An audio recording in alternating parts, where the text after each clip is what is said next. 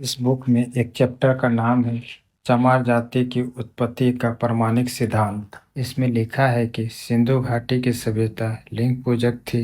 शिव का आदि रूप पशुपतिनाथ वहाँ की शिलों पर उपलब्ध है। असुरों का संबंध तिब्बत से रहा है।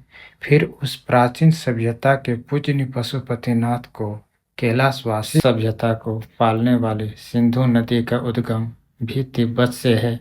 महत्वपूर्ण यह है कि उस सभ्यता के पूजनीय पशुपतिनाथ के सिर पर सिंहों का मुकुट है। सिंधु नदी का उद्गम भी कैलाश के पास ही है, तो फिर पशुपति के सिर पर भैंस के सिंगों का मुकुट नहीं हो सकता है, क्योंकि तिब्बत में कैलाश पर्वत पर भैंस नहीं पाई जाती है। भैंस उस तापमान में जी ही नहीं सकती है। उस क्षेत्र का मूल निवासी पशु याक है। कैलाश पर्वत याक का प्रिय पर्वत है। उसका उत्पत्ति स्थल भी कैलाश पर्वत ही बताया गया है।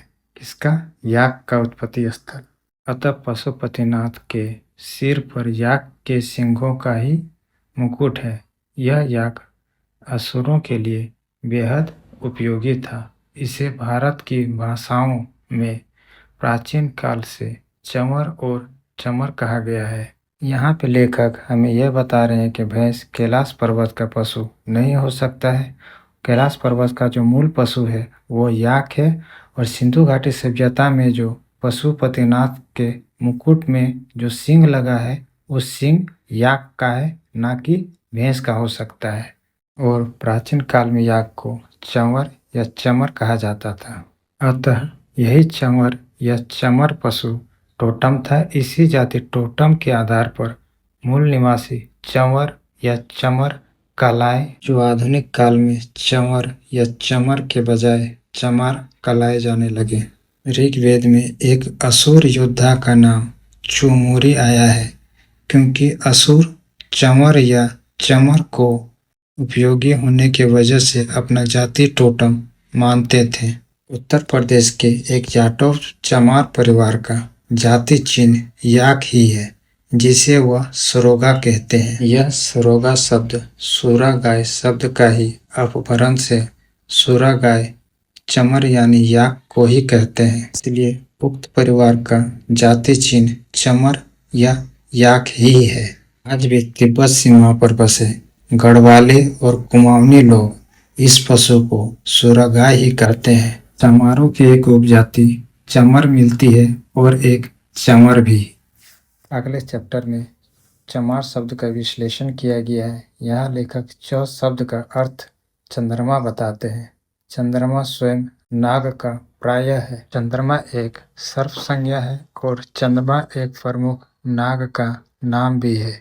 शिव के भाल पर आज भी चंद्र चिन्ह विद्वान है। डॉक्टर मरमट जी इसलिए लिखते हैं कि चंद्रवंशी क्षत्रियों के बारे में धारणा है कि यह शिव पूजक थे और शिव के भाल पर चंद्रमा का चिन्ह होने से और चंद्रमा को अपना आराध्य मानकर उन्हें अपना नामकरण चंद्रवंशी क्षत्रिय रखा। यहाँ द्विज लोगों के लिए दिन शुभ होता, वही अनार्य और शूद्र लोगों का महत्व सबसे उत्तम होता है, इसलिए रात को नाग कहा गया है। मेरे विचार में द्रविड़ों, नागों, राक्षसों को तभी निशाचर कहा गया है। चंद्र का चमार समाज से धार्मिक महत्व भी है। चमारों का एक प्रसिद्ध गोत्र ही चमर है। डब्ल्यू ब्रिक्स लिखते हैं, औरतें चंद्रमा की पूजा करती है ताकि उनके बच्चे बीमारियों से बचे रहें। वे नए चंद्रमा के पूरे दिन व्रत भी रखती है। अब लेखक ने मार्स शब्द का विश्लेषण किया है। मार्स शब्द अति प्राचीन काल से भारतीय परंपरा का शब्द है। भगवान बुद्ध के समय यह बेहद लोकप्रिय शब्द था। बौद्ध दर्शन में मार्स शब्द प्रमुखता से आया है। वैदिक साहित्य में मार को प्रजापति कहते हैं।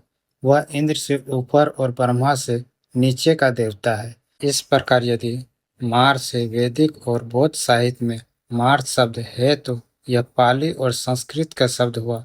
संस्कृत में मार शब्द कामदेव के लिए भी प्रयुक्त हुआ है। राजस्थान की ही एक पिछड़ी जाति मीना का एक जातीय संबोधन मारन है।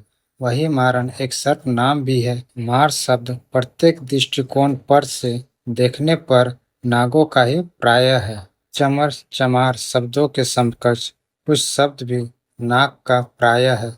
चमरिया, चमाव, चमचार, चम्मू कुल्लू जनपद का नाग देवता है। चमर का कैलाश से संबंध है, वही चंद्रमा का भी कैलाश से गहरा संबंध है, इसलिए कैलाशपति आधुनिक शिव के माथे पर चंद्र है। नाग का पशुपति से गहरा संबंध ही है। इस किताब के लेखक ने चमार जाति का टोटम चमर यानी याक बताया है, साथ ही पशुपतिनाथ के साथ संबंध को स्थापित किया है। धन्यवाद सुनने के लिए। अच्छा लगा वीडियो तो लाइक करें।